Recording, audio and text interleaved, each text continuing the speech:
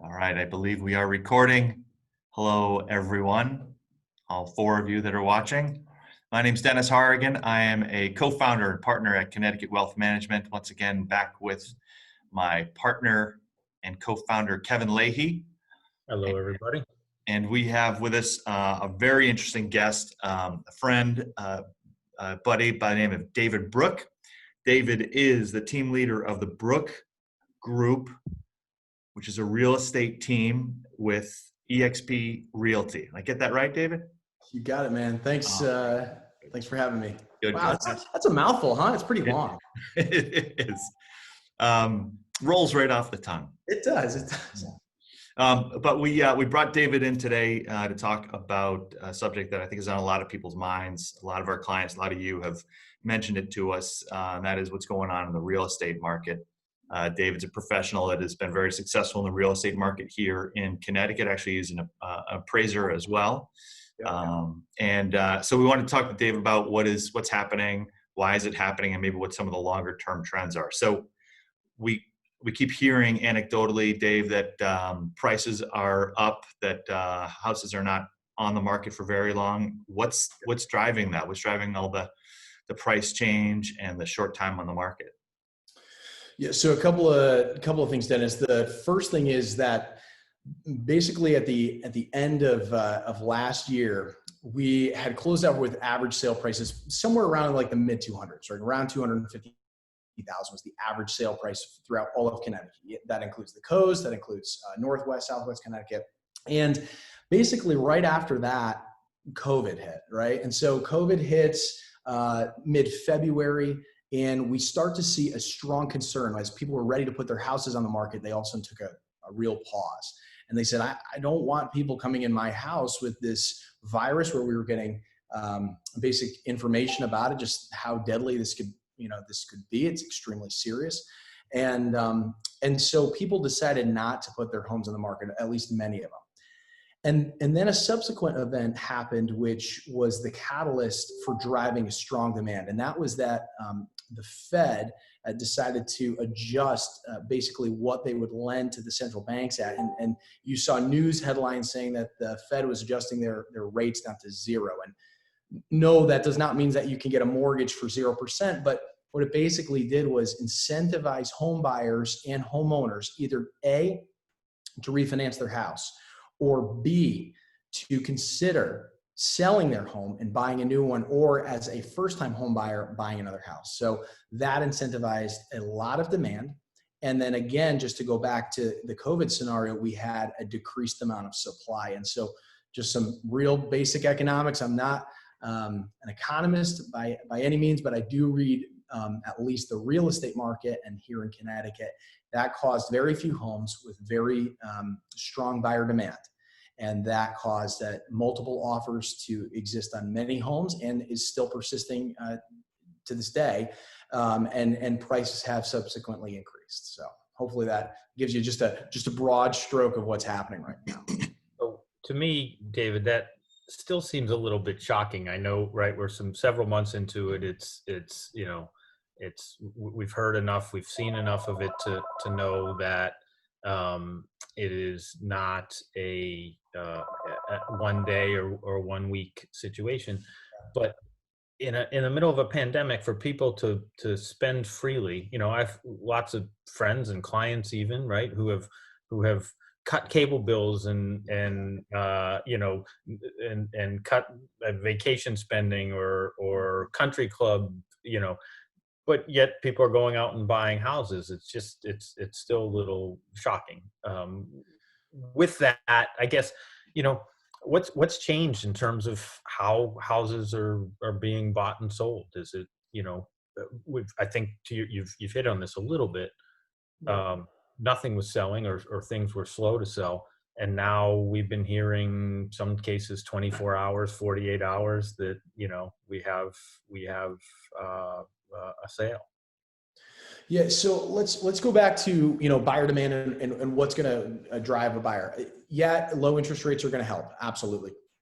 But when COVID hit, and I'm going to get philosophical really quick, a lot of families looked at each other and persons, whether they were in a larger family or not, and they decided on what was truly important, right?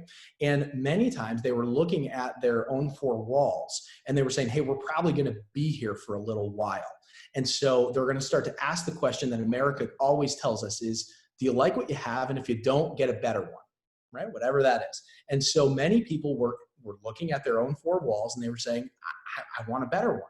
And they were looking at their backyard and saying, well, I can't really get to the, I don't know, I'm from Missouri, and my family likes to hike.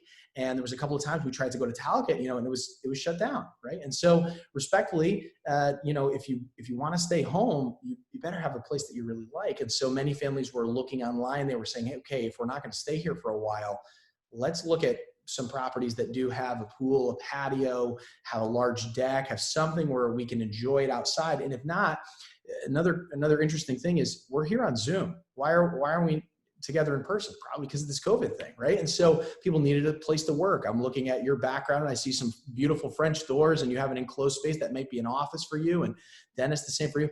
Many people don't have that, and their employers are telling them, hey, you're going to be working from home for quite a while. And in fact, we're realizing that your productivity is, either the same, some situations it's going up. And so they're thinking, I might not return to the commercial space that my employer had before, and I might be home and need a home office. And so people are looking at real estate in order to satisfy both personal needs for their family and professional needs. So that's a little bit how it's changed. So people are looking for bigger.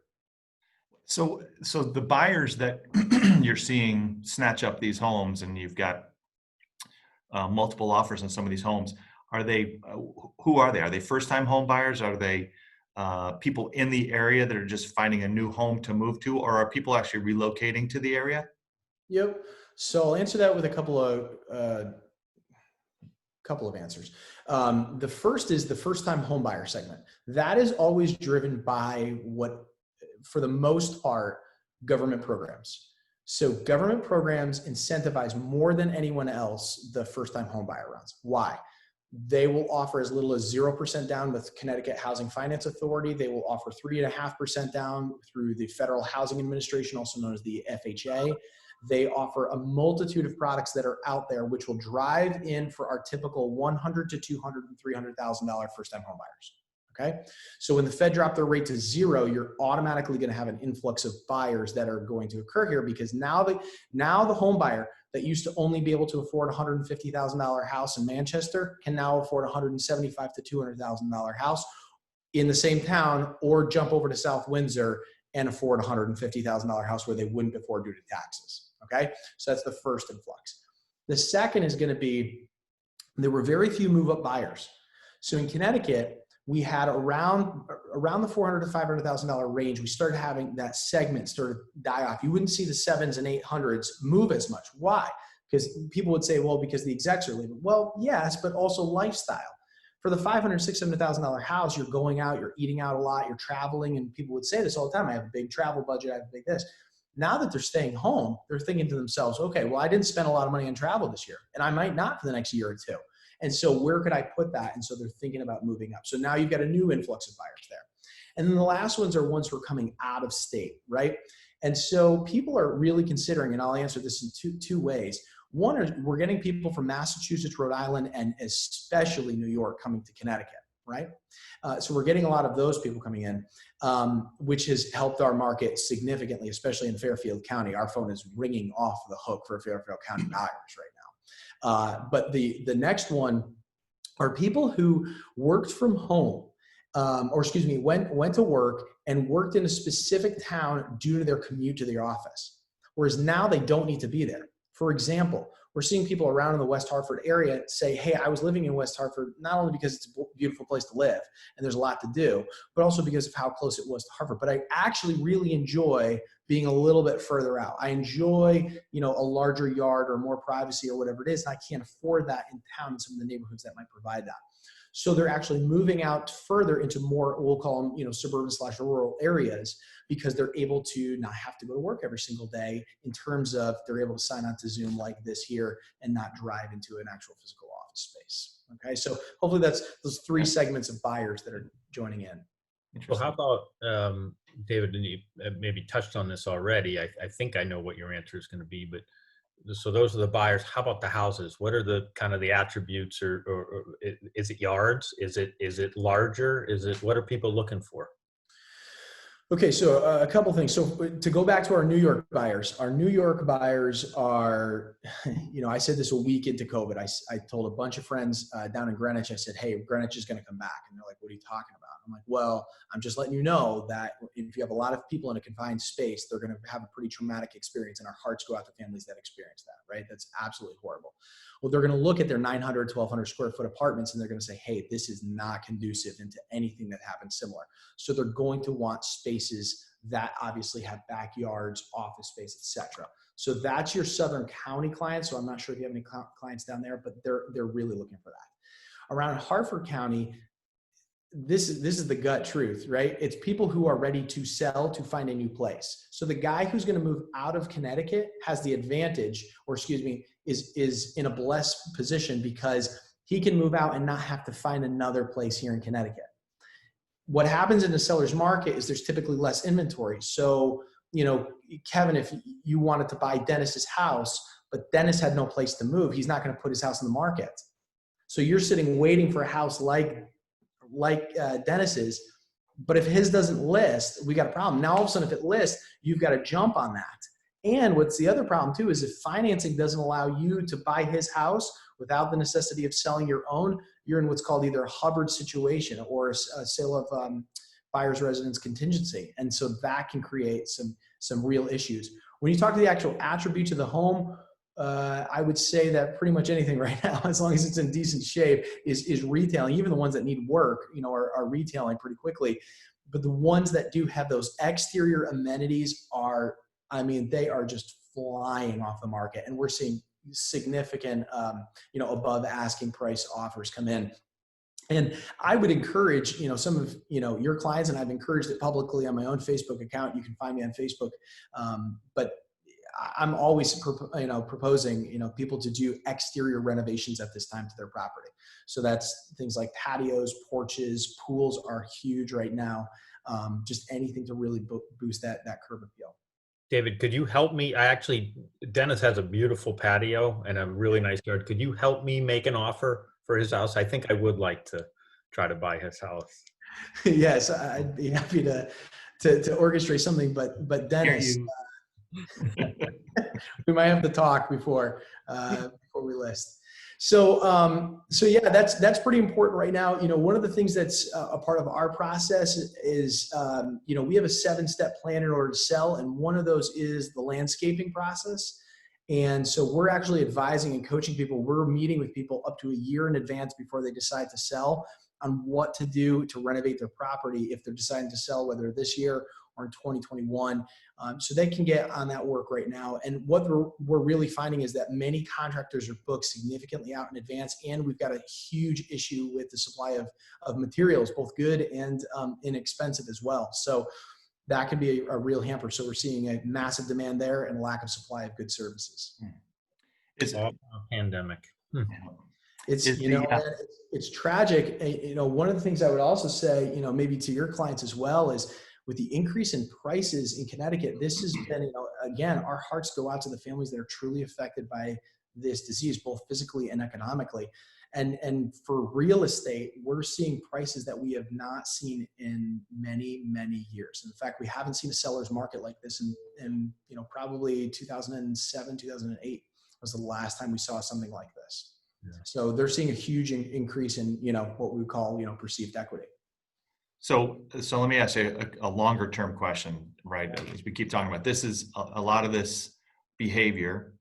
The market has been driven by the pandemic. You've got low interest rates, you have tight supply, and you have increased demand because of interest rates, and people want to live in a nicer home. Hopefully those are short-term situations. Well, short-term, 1 or 2 years, maybe. The idea about a pool, so a lot of people are adding pools and patios and decks. Yep. I was under the impression that historically pools don't really add much value. So the question is, long-term, what do you see long-term? Are there long-term trends that you think will be a result of the pandemic? Yep. So to tackle that question about pools, whatever is typical for a neighborhood and the price point segment, that is what will bring or sustain value. So I'll pitch it to you this way. Dennis, have you ever traveled to Florida? Mm-hmm. Yeah. Absolutely. And you know that everybody in the neighborhood that you go into has a pool. Right. If you do not have a pool in those neighborhoods, it actually negatively affects you. Yeah. Right. So in Connecticut, it's an amenity that only has the usage of about 4 to 5 months if you have a heater, maybe 6 months out of the year. Right. And at price points of 1s, 2s, 3s, even 4s, they started to have marginal impact. By the time you get into the 6s, 7s, and 8s, and I'm talking about hundreds of thousands of dollars, up to $1 million, it is an amenity that is strongly appreciated. Okay. And by the time you're getting into the $1 million range, it's almost an expectation at some point that you would have an exterior amenity like a pool in order to enjoy. However, where do you see the most amount of the population in the 1s, the 2s, and the 3s, $100,000 range for home ownership? And so you're going to hear that more often, that the pool is not adding value because they're meeting with realtors that are saying, great, you spent $40,000 in the pool. I could probably get you 5 to 10 in terms of value for it. So that's where you're likely to hear that. Long term, my suggestion is I'm going to be looking to employment. So I look to jobs and I look to wages. Wages that increase tell me that people can afford more to pay for the same house, right?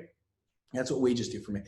Jobs, if I can see that more people are working from home, I'm going to be bullish when it comes to exterior amenities. If I see that many people are returning back to school, back to work, and all those things, and we return to the life that we had, pre-COVID, then I'm going to probably be a little bit more bearish on pools and patios and that sort of thing. Interesting. Right.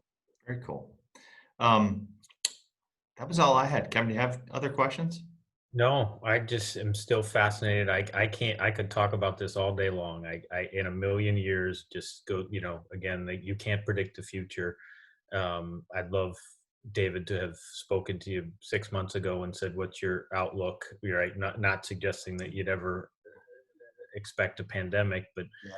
I'm still just blown away that this terrible, terrible situation that we're in has driven up the Connecticut real estate market. And I guess so final question, I guess, would be, because I know we have clients like this that have houses that they've been sitting on, these people particularly or specifically, close to or in retirement, hanging on to a house because they're just not ready to sell it at what were depressed prices, Yeah. And I know you can't predict the future any better than we can, but what would you suggest? Would you suggest to somebody like that now is probably the time to see what they can get for a house and for their house and move on, whether they're going to Florida or the Carolinas or somewhere else? It sounds like now is as good a time as we may see. Is that fair? What's fair, and I think that from what I know of you and Dennis, is that you're very strong on education for your clients. Everything I know about your firm is consumer focused, and you are, by us just even being on this conversation, you're looking to educate your clients, which I think is admirable. And I would say the same for my own. I'm talking with people, like I said before, a year, 2 years in advance to individuals or families making a decision to retail their property. And so to reach out to a professional like ourselves, we'd be more than honored to come to your property and give an analysis of it. And then also suggest that if certain trends continue, or if the market was to plateau and stabilize, certain renovations or repairs that should be made to your property in order to maximize value down the line. And I would also encourage maybe some of your clients to even take that into consideration, because they may find that a refinance, maybe it's not a sale, maybe it's a refinance, is actually beneficial to them in order to save more money on interest, and then take that difference of what they were paying on their monthly or whatever it is and invest it with you guys and see what you could do with the difference of what they're paying. I think that's a more wise scenario. I would say to your clients, take advantage of what you can of a difficult situation. I think that's what wise people and smart people would do. And if you're getting an increase in the equity in your property due to perceived values of the houses selling around you, potentially use that for a refinance and invest the money, or maybe refinance and reduce the interest that you're paying on your loan. That's what I would do. Yeah, it's shocking that, clients that individuals who refinanced or bought just a couple of years ago, right? You say, well, you're never going to see rates this low. Yeah. Unless you do. unless you do. That's the perfect example. Unless you do. I mean, we were actually shocked. My wife and I bought just about like 3 years ago here.